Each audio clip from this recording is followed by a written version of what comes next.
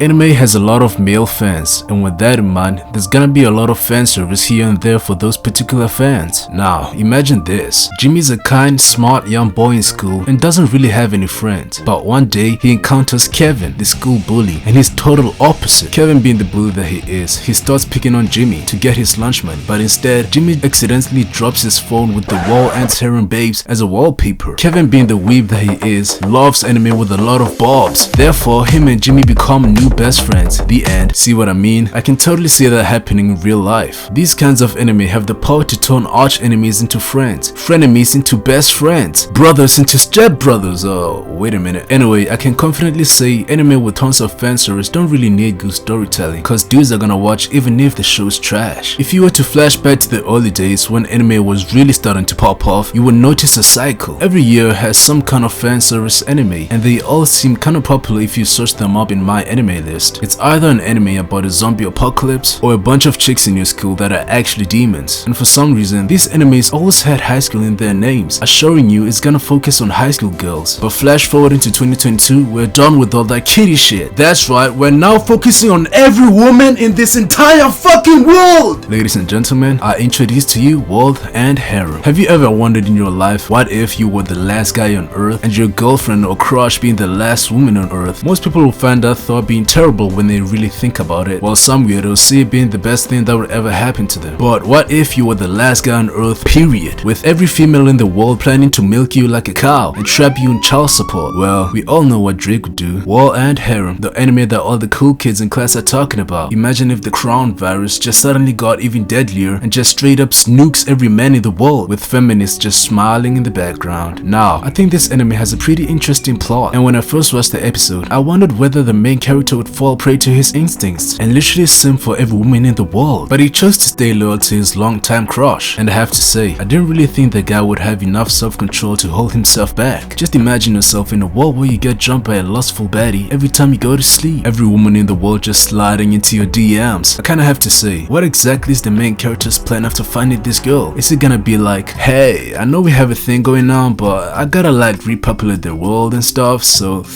You understand, right? Cause at the end of the day, the guy does have to repopulate the earth, whether it's in his interest or not, cause he and 4 other dudes are kinda the only thing that can stop humanity from going extinct. Every time my boy busts a nut and throws the tissue in the trash, some desperate chick's gonna feed that shit to her cat. But I hope that's not Drake's tissue. Let's all be real, the guy's probably itching to lose his V card, and I gotta give him props for standing his ground and refusing the system. The girl she's looking for better be grateful she has such a loyal guy. Most men in the world would throw everything away to get some of the action from the IG model they've been having wet dreams about, but then realize they don't really like that person. I think all males have a built-in system that tells us she's not the one after we bust a nut, that we all call post-nut clarity. The guy chose to be happy with the one he loves over a bunch of females that only want his male juice. I haven't really read the manga, but I can tell we have some weird things to look forward to in this anime. One thing that's been bugging me is why his caretaker looks exactly like his crush. It's pretty obvious that's her if you ask me. I mean, the only difference is the eyelashes. It's not much of a top quality disguise. 2022 starting the year off with some top quality fan service. I mean, it's so outrageous that Crunchyroll is being cancelled for not censoring it properly. I mean, why make the anime if it's gonna get this much bad rep from the first episode? Our timeline is getting really soft, and soon we're gonna have to watch these kind of anime on the hub. People really forgot redo healer was a thing. Things really can't get any worse from that. Who would have thought World's End Harem would get its own anime? At this point, anything's possible. If you enjoy watching the video, I'd appreciate it if you leave a like and subscribe, and I'll see you in the next video. Take care and peace.